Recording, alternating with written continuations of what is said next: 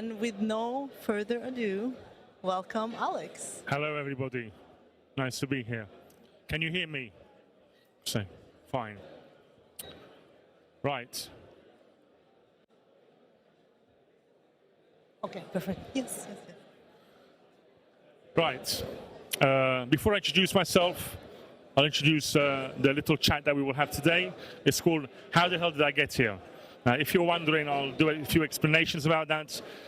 But there are two main reasons. As an Italian, I speak a bit better English. My mother was English. It's not my merit. She gave that to me. And I have better friends than other people. Monica. I don't know why Monica decided to keep me here today to speak with you, but it's a great honor. I used to come here very often in the past, many years ago, before I opened the bar, and I didn't have any more time to go to bar shows. And this is one of my favorite bar shows. The best content I ever heard in any bar show I've ever been was in Paris. I still remember the bartenders that had the presentations, and still today there are things that come to my mind and I learn from them. Right. This is a bit of a longer presentation. I compressed into 6 or 7 little pills that I would like to give you. One of the things that is most difficult to share is experience. Because when you get it, you don't need it anymore. And so you forget how important it might be for other people. So I will say a number of things. You take what you need. You never know when you might need it, okay? Right. Now, what the hell am I doing here? Who the hell am I? My name is Alex Frezza. This is my date of birth. You do the calculations of how old I am. I'm probably the oldest bartender that is here today. In 2007, I studied architecture, left that. 2007, I opened with 3 partners a cocktail catering company. Cocktails, which is like doing Vietnam War. It's logistics, warfare, all sorts of terrible things. In 2012, we opened a cocktail school to form staff for the catering. And finally, in 2015, I opened L'Antiquario with my partners. It's my first bar I opened, okay? So I had no experience in opening bars, and I did, I think, 50% of the mistakes that I could do, which I think is very good percentage. Oh, and that picture is of me during a rave that we used to do with the catering. A 9,000 people, 48-hour rave. This was after about 36-hour working.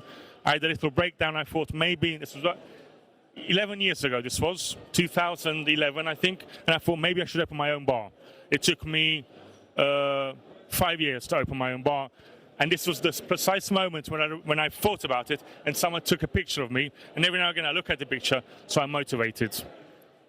First thing you need when you open a bar is a dream. Do you recognize this bar? Do you recognize it? Do, right. If you don't recognize this bar, very bad. Go and do your homework. This bar today looks like this, but before it was different. Instead of this A here, there was a Amaro Cinar Affresco in here. When I went there for the first time, I never saw it like this. And when I went the first time, I thought, it's in New York. It's Attaboy, New York, before it was Milk and Honey, okay? One of the most important bars that revolutionized our era of cocktails.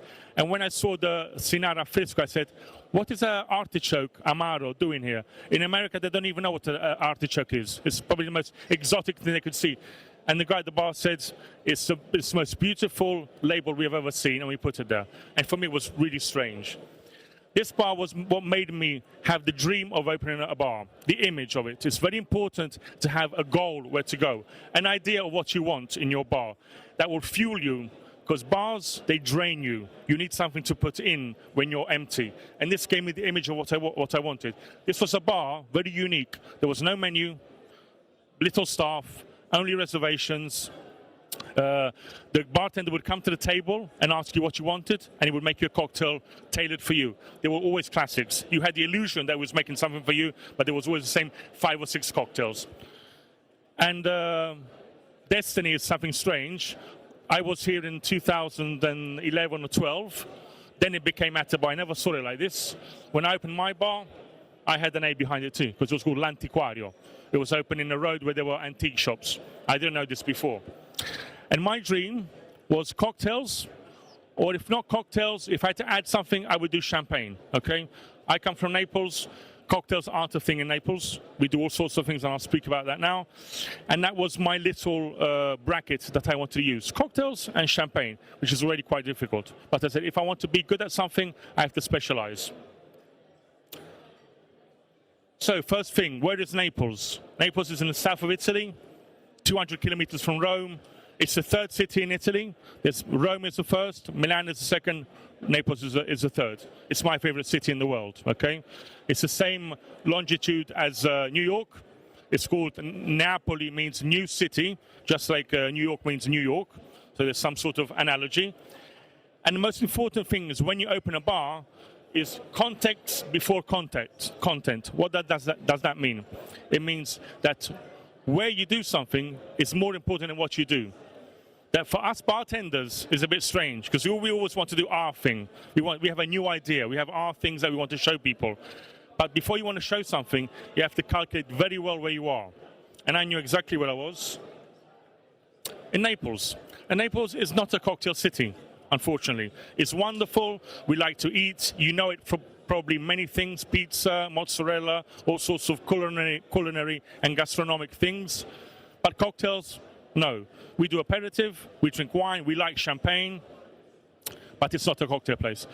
And when we were designing the bar, my partners all kept on repeating this thing to me. Alex, what you do, just be careful, because Naples is not London. Naples is not Paris. And this thing, I remember it because it sounded bad at the beginning, but then it became a very good thing. Because I think, right, if I'm not London, I'm not Paris, it'll be simpler for me, because I don't have that competition, and maybe I can do something different. So if you come to Naples, please come. It's a wonderful city. It's been sold better recently, so we have more tourists, but it's always been a wonderful city. So what did L'Antiquario become? It's a brief description of the bar, and then we'll go ahead. L'Antiquario is a closed-door bar in a road that once used to be all antique shops, okay? The antique shop was similar to this. It was called Antichità Leone. I wanted to keep the name. They wouldn't let me keep it. So I had to find another name, and it's L'Antiquario. The subtitle is Classic, Contemporary, and Modern. It's a 55 square meter on the top. I do 48 to 52 people, mostly seated, no standing. Now I do all reservations. Very simple. When you open a bar, be very careful where you spend your money. The more money you have, the better it is. If you think you have enough money, it's not enough. Get more. Get more, buy more shares. Be very careful where you spend your money. I didn't have much money. When I invested, I was very careful where to spend it, and I spent it on things that are a long-term investment. Red velvet and wallpaper. Everybody understands that. Naples wasn't a city where you could risk it. My first concept was a bar with no bottles. It was 2013. I thought I would do an antique shop with no bottles. But it was too early for that in Naples. And this still works today. Okay, people immediately, psychologically understand red and vintage, good quality wallpaper. Second thing, spend your money where your clients can touch it. If you don't have money, put the lights down. Candlelight and you're fine. If you want to keep the lights a bit higher, put your money where people can touch it, not in places where people will never get there. So this is the bar, very simple, high tables, low tables, and lots of bottles, okay? When we opened, my partner said, Alex, but will the people recognize that this is a cocktail bar? We don't have anything outside that says it. I said, don't worry. Once we put in 600 bottles and people will hear the shakers, they'll immediately understand that we do only cocktails here. And so it was. It actually worked. Right. Very important. Have you got a maestro in your life?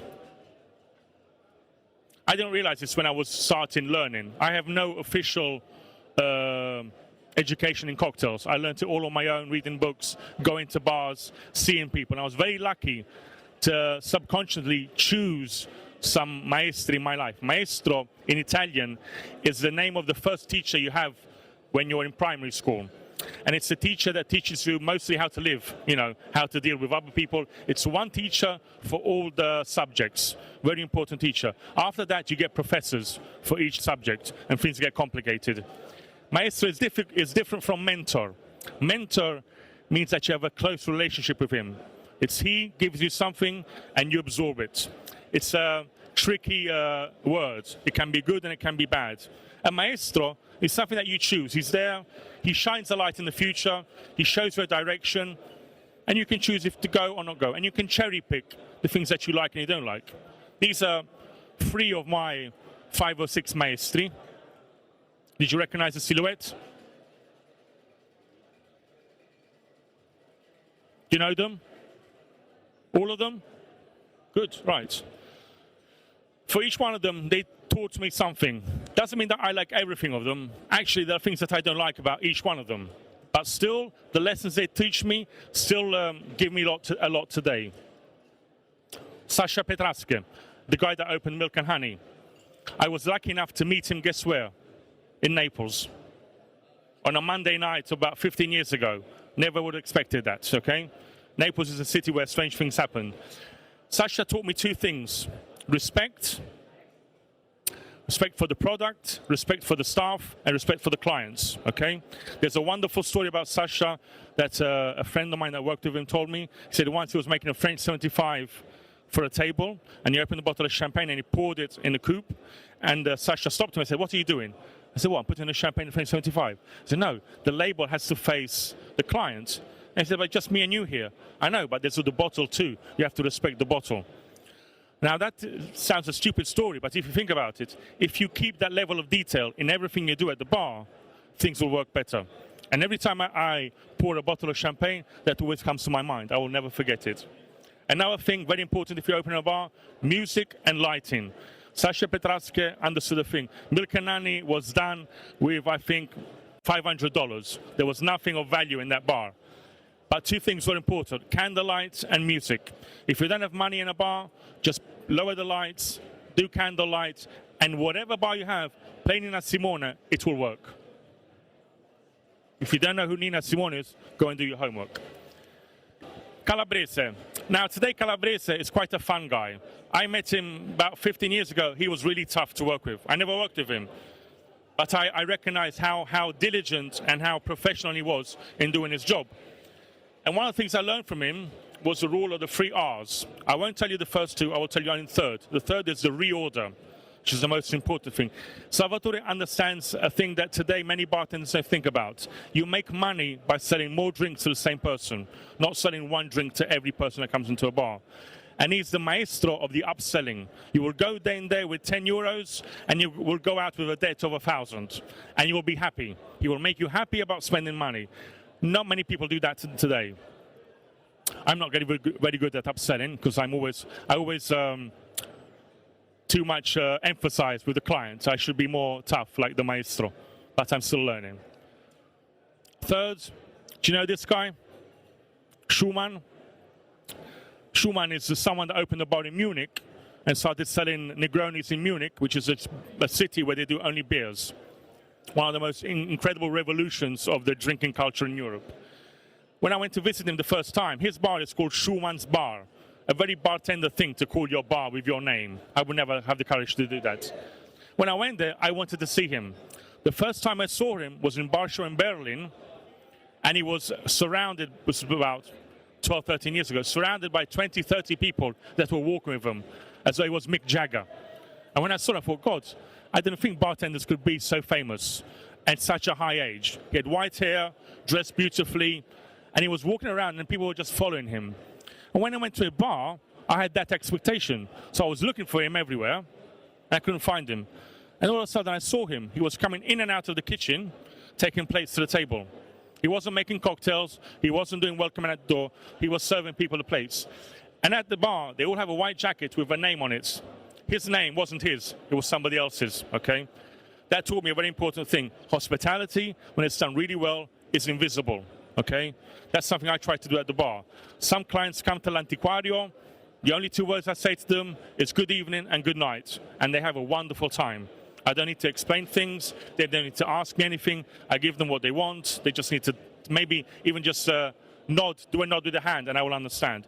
If you manage to become invisible at the bar and have the same level of hospitality, you're a true master. What else have we got? Examples. Now, examples is something different. As I said, masters Maybe you choose subconsciously, you don't know, or you choose consciously if you're lucky. Examples are people that you have next to you, maybe you work with, you do something with them, you go to look at them, how they make cocktails, you go and drink in their bar, okay? And you have a direct relationship with them. You can ask them questions, you can steal things from them. If they do something that you don't do, you can steal it and do it and copy it, no problem. These are 3 of my examples. Do you know these guys? Yeah? Who do you think is the most influential, the most important out of these 3? If you want to realize how important somebody is, Google his name, okay? If you Google Simone Caporale, you will get 6,000 videos of him doing things. If you Google Patrick Pistolesi, you will get maybe 2,000 things of him doing things. If you Google this guy, Vincenzo Rigo, you will get 10,000 videos of bartenders doing his cocktails. And this is the only image I managed to find of him on the internet, okay? There are 2 images of him on the internet. Remember what I said about being invisible? Be influential, not with what you do, but what people see in you and they repeat.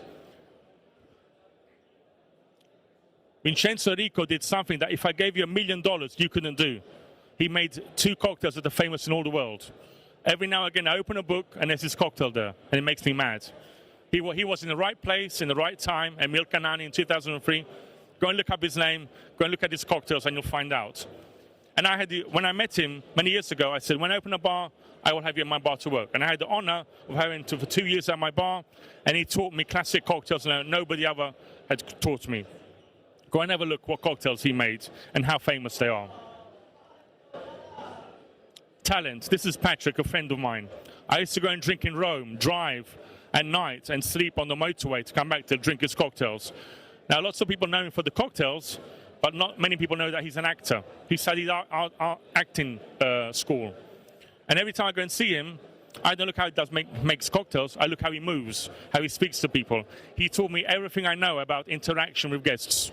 How to raise my voice, how to lower my voice, how to make jokes. He's a master of making jokes. And still today, I go to him to learn that. Very important.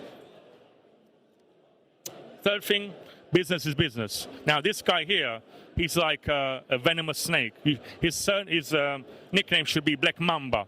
When Simone decides to do something, he will go all in it and do it on his own, take all the money for it, and get paid what he needs to pay. Remember that. You are businessmen, you have to learn how to make a business. Never give yourself away for free. Invest in yourself, but be very careful on what you do. Simone has no mercy, okay? I wish I could be like him, okay? If you ever need business help, send him a message. He'll be more than happy to be bothered by you. What else have we got? Find the model. If you open up a bar, you need a business model. A bar isn't a restaurant. If you open up a restaurant, you can choose what kind of restaurants you do. And once you choose, you already have a direction. You open a Chinese restaurant, you open up a Mexican restaurant, a fine dining French restaurant. You already have a road. But a bar, it's a bit more complicated. When I opened L'Antiquario, I wanted it to be like these bars here. Do you recognize them? Camparino, Harry's Bar in Paris, Harry's Bar in Venice, and Duke's in London. What do these bars have in common? White jackets. That's usually the last thing that people realize. White jackets and white hair or no hair is another thing. But how did these bars make money? They sell 3 or 4 cocktails and that's it. When you put your foot into Camparino, first 30 euros that you spend are a shakerato and a Campari soda. Standing, not even sitting, and you're happy. And you go to Harry's Bar in Venice, in Paris, what do you drink? You drink a French 75, a Bloody Mary, a cider car, all cocktails that were invented there. When you go to Venice, what do you drink? What's he making? Bellini. See how many he makes together? It's better to make 2,000 times the same drink than making 2,000 times different drinks. This is how you make money and how you last forever. What's he making? Martini cocktail. Don't you think martini cocktails are the most overrated cocktails in history? I only started drinking martini cocktails 3 or 4 years ago. I didn't understand them before. Now I kind of understand them. I love going there. This is a bar with no music, small chairs. You can drink maximum two martinis because they're like 6 ounces each. and you die if you drink more than 2. And there's a war on martini cocktails. What does this teach you? That cocktails don't have copyrights. You can steal whatever you want, okay? If you meet Calabrese, ask him about his breakfast martini on the Virgin Atlantic plains. They put it on the menu and then they give him €1. In no other business you can open and use other things to make money. Here you can, okay? I wanted to do this very stupidly in L'Antiquario. I thought maybe I can make one cocktail and everybody can come to L'Antiquario and drink just that one cocktail. After 8 years, I haven't managed, okay? It is impossible. It's something that happens after 20, 30 years, maybe today. But that model was already in Naples. We already have it in Naples. This is La Pizzeria Michele. Perfect business model.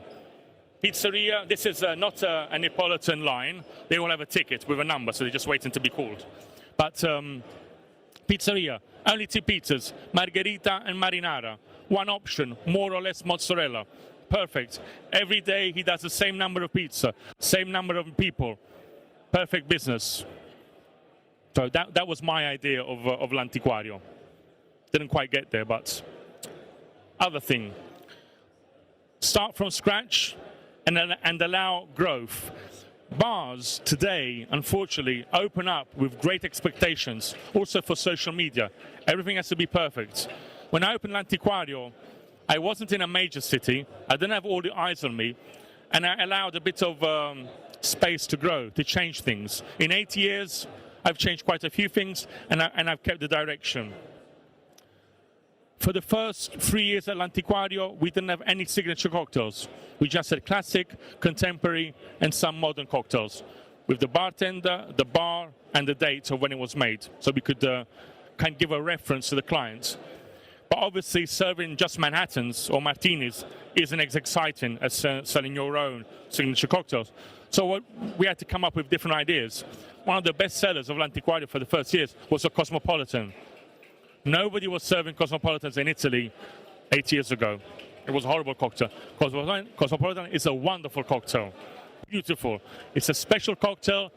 It's probably the only cocktail I know that has 3 citrus in it. Lime, orange, and lemon peel. Is it? And lemon vodka, yes, that's it. No other cocktail has that. And we were selling it. We would do a special orange flame at the table. People loved it. It cost me €1.80 to make, and I would sell it for €12. Wonderful. Other thing, we would serve all the stir drinks at the table. It wasn't much. At the beginning, people loved it. Now we have to invent a few more difficult things. But at the beginning, we got away with that.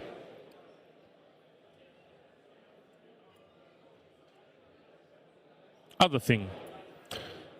If you don't have anything else, if you don't have wonderful cocktails, but you only serve classics, if your bar isn't wonderful, you haven't spent €500,000 euros on it, remember, a smile will get you out of any trouble. Any problem you have at the bar, 99% you can solve it with a smile, okay? Make medium decent cocktails. If you smile, they'll be nicer. This is Dario Tortorella. He's been working with me since 5 years. Dario isn't from Naples. He's from the south of Naples, okay? And when he came to Naples, he was a bit afraid of having contact with people from a bigger city. He already had this big moustache. He didn't grow it at L'Antiquario. He already had it before. After about 6 months he was at L'Antiquario, I started getting bad reviews where they pointed him out. And that's something I hate. When somebody writes a bad review and it said, the guy with the orange hat that worked at L'Antiquario, it really gets on my nerves. Because you're pointing at someone, you're not pointing at the bar. You can maybe write me a private message if you want, or at least learn the name and say the name. But don't point, or like the blonde girl that works there. Horrible. And they were saying he wasn't welcoming. He was rude. He didn't smile. And I said, but Dario is a wonderful person. He might not be wonderful technically, but as a person, he's wonderful. And I said, Dario, what's happening? What is the problem with you? People are writing bad things about you. Let's see. And his problem was that with the moustache, people couldn't see him smile. And I said, Dario, we have to work on this. It's not about cocktails. It's not about welcoming routine. It's about acting. How can we do it?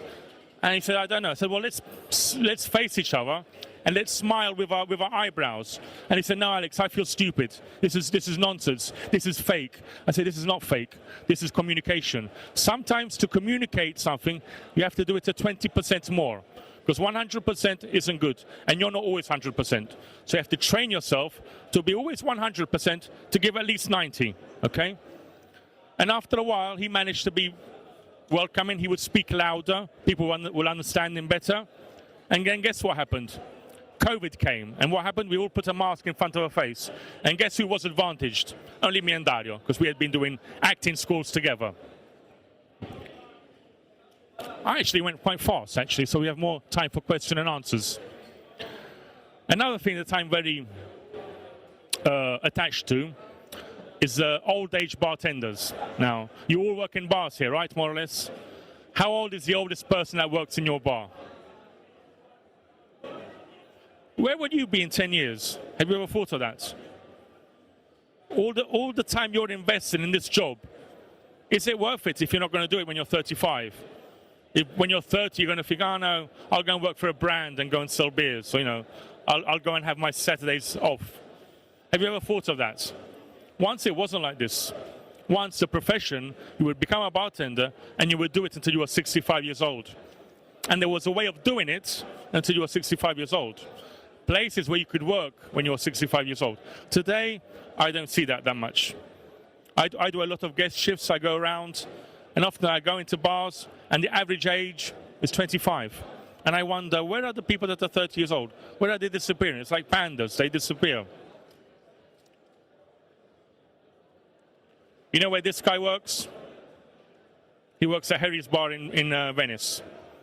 He's been working there since 30 years ago. Okay? This is the other classic cocktails they do. It's a martini cocktail. Harry's Bar in Venice is so badass, they can serve a martini cocktail like they want. They have no rules. They make their own rules, okay?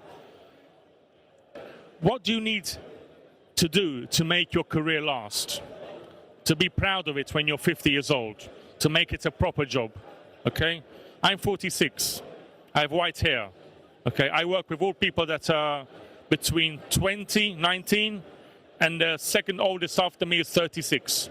So it's kind of it's quite diverse. I've been looking for bartenders over 50 to have all'antiquario. I couldn't find any. Have you thought of what you want to do in the future? This is very important. It's important for the industry, for the profession. Have you learned anything about COVID? When COVID came, nobody considered us. You know why? Because we weren't a profession. Because it was just young people doing a funny job that nobody considered real, a proper job, and we paid for that. In the future, it might take 20, 30 years. In the future, if we will manage to have bars that have, you know, diverse age bartenders, maybe we'll consider it more of a good profession. So my advice is make it last as long as you can. Last thing, remember always to share everything you have. Don't keep anything for yourself. Anything you keep has no value. I've learned that on my own skin in the years. I used to be much more jealous of things I had. I give away everything today. Everything I keep has no value. Support your fellow bartenders. Vincenzo Enrico, his cocktail became famous because other bartenders started doing it, okay, and sharing it. And keep grinding, never give up. This is a very difficult profession. There is always a moment when your brain tells you to give up. Now that's a mechanism that the brain has to protect you. When the brain realizes that you're about to change something in your life, it sets you back. It says, oh, wait a minute, don't go that far. Think about it twice. When you think about giving up, that's the moment where you have to push harder and work harder for whatever you want to gain, okay? So, my name's Alex Frezza. Anytime you come to Naples, come and visit me. I'll be happy to greet you. I made it in less than 30 minutes, okay? Thank you. Wow. You need to put this on so that we can have the Q&A. But before we do that, we wanted to make sure that you feel at home and continue your training. So, Luki. What is going to come out of the wall here? I'm worried. Ah! At l'antiquario we say col vassoio quando volete. Means with a tray whenever you want, okay? Ooh, nice. Sorry. I still haven't learned how to pour and hold and speak at the same Wonderful. I'm better than Eric Lawrence because Eric didn't get a martini yesterday. time. Only champagne. Maybe later. Maybe. Cheers. So my first question would be, do you see it actually as an advantage or a disadvantage coming from a city that has no history in drinking cocktails? Because yes, of course, you have to fight harder, but fighting harder ultimately makes you better as well. I think this is a misconception. You don't fight harder. You just fight as you fight anywhere else. It's much better to open in a place where there's nothing. If I opened in London or Milan, I would never be here today. Today, if I had to open up another bar, I probably wouldn't even open it in Naples. I would open it somewhere further south or 50 kilometers from Naples. Obviously, it wouldn't be a major city, but I would have other challenges and I would still make money there. You can see, bars have to be put in places where they can make money, not where they can make social media contacts. Today, people think that bars have to become famous and not do money. So it's a bit of a balance. You open up a bar in Naples, maybe you can make more money than Milan. In Naples, bars are open 12 months a year. If you open in Milan, in January you will close 2 weeks. In August you will close 3 weeks. I never close. So I've seen several images from your bar and from your team, and one thing that is very, present is the white jacket. So the white jacket obviously is more than just a uniform because it also represents a lot of things within our industry. So what does it represent to you? Now, Monica has never been in my bar, so I have no idea where she sees all these pictures. But yes, white jackets is a symbol. Now, strange enough, when we opened L'Antiquaria and we had white jackets, they weren't tailored, they were just modified nurse jackets. People didn't notice jackets, they noticed the tie. They said, why are you wearing a tie? And then afterwards they noticed the jackets. It's a way of discipline. Again, this is a profession. I had a bar with a closed door where people had to ring, not knowing what was inside, walk in, understand what they could drink, be greeted, and the least I could do is show that we were doing it with a certain professionality. And to do that, I had to wear a costume. And also that disciplines who works for you. I hate it when I go in bars and I don't understand who's working and who's drinking because they dress the same. It confuses me. That there is a role play that has to be respected. And that helps me having a white jacket. It makes me become invisible.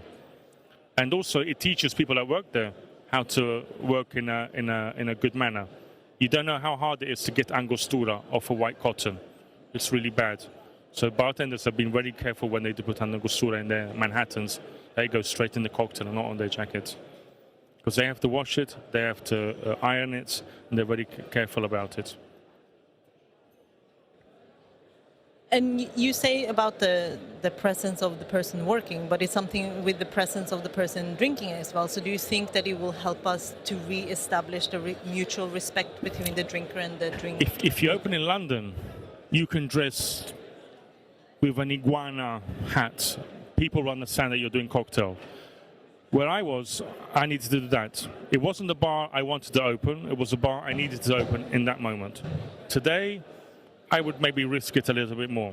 And people are more educated. They will come and they will immediately understand who's the bartender. Even if I had some sort of fancy, different kind of dress just for the staff, they will understand it and they will respect it.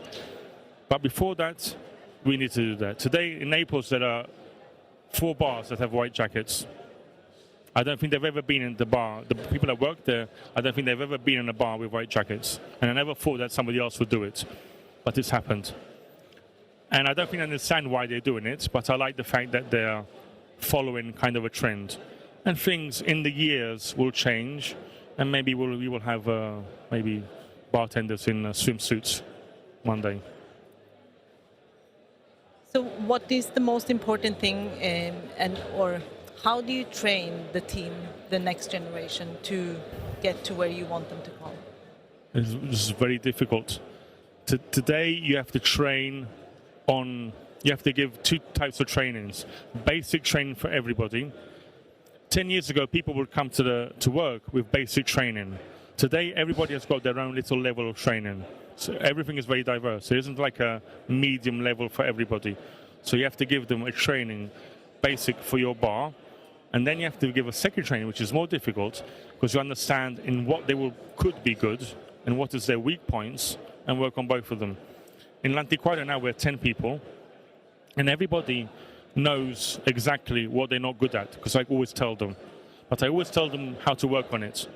Like, there's somebody that doesn't want to do the door on a Friday night. We have to force it to do the door, and we have to tell them what they can do to do it better on a Friday night. Because doing the door on a Friday is not like doing it on a Monday. And so each one of them has their own little training that it may last 6 months, a year. As long as they're working on it, for me it's okay. I haven't got the possibility to cherry pick staff, the best of the best. I get whatever I can get, and then we work on it. We're very diverse. We're going to open up for questions in the audience. Anyone? Yes. Thank you. Alex, you mentioned as well, it's weird hearing your voice, give me a sec. You mentioned as well that there was that L'Antiquario wasn't the bar that you wanted to open, it's the bar that you had to open. If you could go back and open the bar you wanted, what would it be? We had 7 or 8 formats, and we spent 2 years looking for venues that we could do a bar in. 500 meters, 12 meters, 24, 100. Each venue had its own format that we could fit in. When we found a good rent deal for L'Antiquario, that was the only thing that we could fit in there. I mean, my dream is to open a 12-meter bar that sells only expensive red French wine and French cheese. I haven't found exactly the way to do that yet in Naples, but I will do that sooner or later. But I would like to do maybe, a hard rock pizza cafe where I have hard rock music. Can't do that in Naples now, but maybe there's a little niche somewhere and I can do it. So timing is important. Context is important. It's understanding where you are and who's around you. Timing comes consequentially. Context is there, and you change the time into it. You put you start the clock on what's happening. Hi, hello. I don't have a question. I have more something to say because it's very refreshing. Just to hear you speak is wonderful. Okay. Sorry? Just to hear you speak is wonderful. Oh. Whatever you say is okay. It's very refreshing to see a bar owner that cares about history, that has mentors, and that believes in cocktail history to open this bar. It was actually, I've seen a lot of bar owners' presentations in the last years, and to have somebody that cares so much about these references and these mentors and apply it to his bar is actually refreshing nowadays.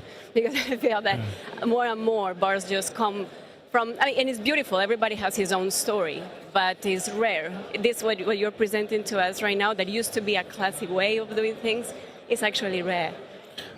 The most important thing is culture. You can, the difference between a place that knows where it's going and one that doesn't is the culture that's behind it. Culture can be maybe the past 10 years of cocktail. Look what's happened in Athens, in Greece. They built their own culture. Whoever comes now and does a bar there has to know what had happened before. You cannot open a bar and not know. Same with us. That has been a bit broken because bartenders now, if you show them an image maybe of Schumann, they don't know. Or maybe in 10 years, they won't know who Calabrese was because they start the job and then they look at that. It's important to remind that to people. And another thing is, a lot of bartenders are very talented bartenders, come from Italy, actually in London at least. We have a lot of Italian bartenders there. And why do you think, like in Naples on the south, for example, is a career that hasn't been taken that much when you can see so many Italian bartenders abroad? Because they don't come back. That's the problem. Where could there is a lack of mentorship? No, it's a lack of business. In 20 years, there will be so many places in Italy where someone from London can come back and work that they will come back. They won't even leave anymore. Where could Ago Perrone work in Italy? Maybe only at Camparino, I think. Maybe. But would he come back? No. Until we have somebody like Ago Perrone that comes back, there won't be a message out to other people. People come back from London now, and after 6 months, anything that they learned in London, they can't use anymore in Italy. I never worked in London. I worked there as a constructor when I was 18, but that was it. I have no experience whatsoever in cocktails and in London. Great. Thank you. We have time for one more question, if anyone wants to add something. Otherwise, we will let Ask something terrible, really bad question. Come on. One thing. One small curiosity. Nothing. If you could cancel a bartending technique from the history of bartending, which technique would it be? Cocktails with fresh cream. We don't do them at l'Antiquario. It's really fat. Liquid fat is really annoying at the bar. All right, Dean has a follow-up because I can sense he's disagreeing. And yet, there are bars in the world that make loads of money on cocktails with fresh cream. Buena Vista in San Francisco makes 2,000 Ramos gin fizz a day. And the other cocktail is Irish coffee with fresh cream. So all you have to do is choose a niche and dig into it. They chose the most two annoying cocktails to do in the world. Ramos gin fizz and Irish coffee, and they make loads of money on it. I'm not going to lie, Ramos Gin Fizz was the question I was going to ask. What if someone orders a Ramos? As a classic bartender, you just say, we've got no cream. No cream. But I'm sorry. It's I a also choice. want to take the opportunity to say you actually made me cry a little bit. I love that presentation so much. It Really? You're getting struck a old. nerve. I want to open my own bar now. My wife sent me a message agreeing. No, So don't. thank you so much. That was not amazing. The moment, it's not the moment to open a bar now. Find a good job with it as an employer and wait another 4 or 5 years, and then we'll see. All right, so we will take a break and let Alex you. finish his martini. And